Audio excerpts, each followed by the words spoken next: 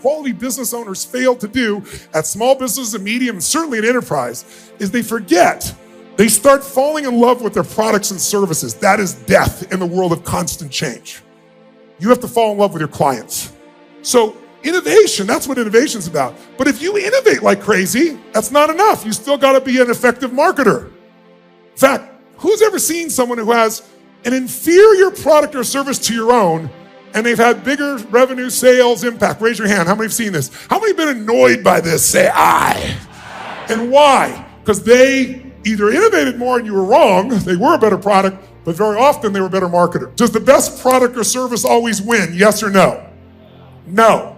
The best marketed product will work at first, but if it's going to be sustained, it has to be the best product and the best marketing. Companies like Apple, these are the companies that do both innovation and marketing. And if you're an employee of someone and you're saying, what's my ticket to make my life the way I want it? It's innovation and marketing within you. It's finding out, what can I do to add more value to this company? What can I do to add more value to our clients? What can I do to make that happen? And then, how do I make people know? How do I get people to want to do business with me, want me to move up in the organization? That's what it really comes down to. Now, here's a question. Marketing today. Is marketing today easier or harder? Give me your first gut reaction nice and loud. Which one? Say it again. Easier or harder? I'm hearing a lot harder. Raise your hand if you think it's harder. Raise your hand if you think it's easier. Okay, well, the room is about 60-40. It sounded worse than that because harder people talk harder. It's harder. Both of you are right. It's easier and it's harder. It's easier because there's more ways to market and there's cheaper ways to market. There's social media. There's these incredible opportunities. It's harder because there's so much more competition. It's hard to get people's attention today, isn't it? Right? Everyone is trying to get attention. Where is advertising today? Tell me, where is it? Everywhere. It's on bananas. It's on people's t-shirts. It's on their ass. It's crazy. In fact, right now, a lot of retailers that deal with millennials are in deep trouble right now because they don't want to wear a label of somebody's brand on anymore. It's a whole different culture. And you're seeing these companies that are going right now, massive drop in profits, trying to figure out what the hell do we do?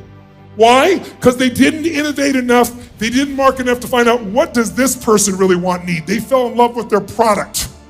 They fell in love with their service. They didn't fall in love with their client and understand, what do they want? What do they need? What do they fear? And by the way, that's true whether you're the business or whether you work in a business. That's number one job for all of us. That's what makes the economy go. Who's with me here? Say I. You know how many, 15 years ago, research showed that the average person, if they were exposed to advertising, would see an average of 4 exposures before they took action. That was the average. Some people do it the first time, some people do it 9 times, but the average is 4. Does anybody know what the average is today? Oh, they just put it up there. Thank you very much. That was very helpful. 16. So those that said harder, you're right. It's harder because it takes so much more, but that also is precluding that your message isn't very engaging. If it's engaging enough, you can get them in the first time. Now, how do you do that today? Well, if you're a small business, you go, how do I compete? We've seen all these companies disappear, right? There used to be these small bookstores, and then who came along? Barnes and Noble, and they thought they owned everything. And then who came along? Amazon. And guess what? That's the game. Who did you used to search with years ago before Google? What company? I can't even hear you. Right? Yahoo, right? But no one searches Yahoo now, right? They got displaced. That displacement came from innovation and marketing. Raise your hand if you follow here. Say I. So if you and I are going to break through it, if you're a small business, I'm sure you're freaked out about it. If you're a business, you think, I'm just going to spend more money. Today, spending more money isn't enough. Today, people want something that's authentic and real. Who's with me on this? Say I. And without that, you really can't even get their attention. The old ways don't work. How many of you don't even see banner ads anymore? They're like invisible to you when you're on the web. Raise your hand, say I if that's true. Do me a favor, raise your hand if you literally don't see the banner ads. Raise your hand. I want you to look around the room and look at the percentage that don't even see it. So, lesson 1, no banner ads. What you have to do today is find a way to add more value even in your marketing. Where your marketing is providing value, where you're providing information, insights, where you become a trusted resource. This organization is a great marketing organization, and the way they market is they don't just send you a bunch of stuff and say, buy it. They put on conventions like this and say, let's bring the very best that exists. Let's bring whoever we can. Let's do whatever we can to make sure these customers' lives are better. And that's why you have an allegiance. The technology works, but it's more than that. Remember back in 1997 when a little company called Apple was not the most profitable company in the world, when they were on the verge of bankruptcy, and they seemed to have no resources? But they had one thing still. They had groups of people, I was one of them, that like my whole companies, they all went to Microsoft, and I was like, I'm keeping my Apple, and my creative team is gonna have Apple. And we stuck even though there was no software, it was terrible, but they created something different. Watch this, no disrespect, just you give me the real feeling. I'm gonna say a company name, you make a sound you associate to that company. Make the sound, don't hesitate, from the gut. Microsoft. Microsoft. Apple. Apple. That's the difference. There's billions and billions of dollar difference in those little emotional differences that you can hear in a voice. Think about the difference in what's there. So having the ability to create a raving fan client, not a satisfied customer. Satisfied customers go away, raving fans stay. And so the component that I want you to look at though is what will really create that. Now, big companies will try and do still major advertising. In fact, I got a phone call a couple of years ago, right before the Super Bowl, and it was a group from Nike, and they said, we want to do a commercial, and we'd like you to star in this commercial. And I said, listen, I'm the wrong guy. I love your product. And I said, for years I did frickin' infomercials. I didn't want to do infomercials, just no way to get my message out. So then you're in between spray on hair and fake diamonds and stuff. And I said, I hated it, but it got me the President of the United States as a client. It got me Serena Williams as a client. It got me Hugh Jackman as a client. It got me Steve Wynn as a client because people got exposed to my actual products that they bought, and it made a difference in their life. People don't buy products. They buy emotions. They buy identities. If you buy a Volkswagen, you're buying a different identity than if you're buying a Ferrari.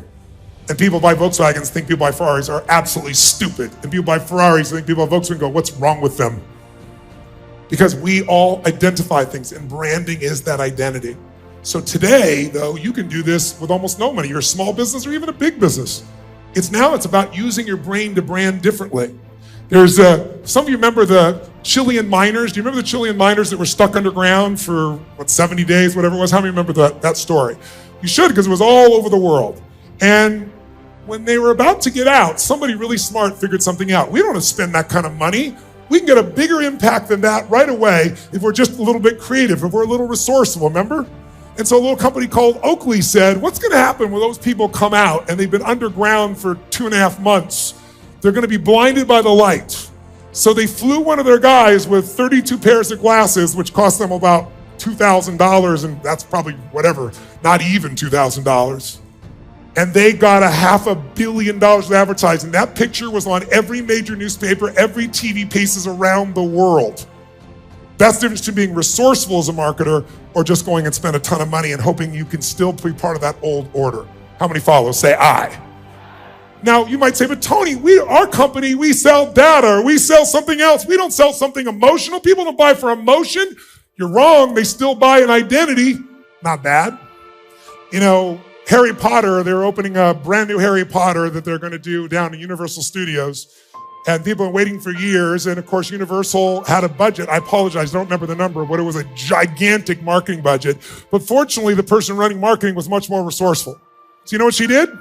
She decided she was going to spend not $1 on advertising, not a penny. She wasn't going to make even a commercial to go on the web. She called the 12 largest bloggers in the world who are experts and followed on Harry Potter. She said at midnight, send them a special invitation. There's only 12 of you. If you're late by 1 second, you're off the call. We're going to give you a special insight to what's coming. She spent an hour on the phone telling them the story of what was going to happen. And within 24 hours, more than 250 million people around the world knew everything about what that park was and didn't spend a penny because she was resourceful. Don't tell me you don't have the resources. If you don't, it's because you're low energy. It's because you're so frickin' smart, you're in your own way. You're yet in your brain being smart. You're staying in your head. I tell people, stay in your head, you're dead. It's the heart where you'll find the breakthrough. Sometimes the littlest thing is the biggest thing. The littlest thing. By the way, being first is not enough anymore either. You can be first, and then Apple comes along and takes it from you afterwards. So I want you to get that if you and I are gonna go to a different level, all you gotta understand is it isn't beyond your reach. It's beyond your reach if you're low energy, it's beyond your reach if you're unresourceful, it's beyond your reach if your ego tells you you're so smart. We need to put our smarts aside and use them with enough emotion and connection to say, how can I add more value?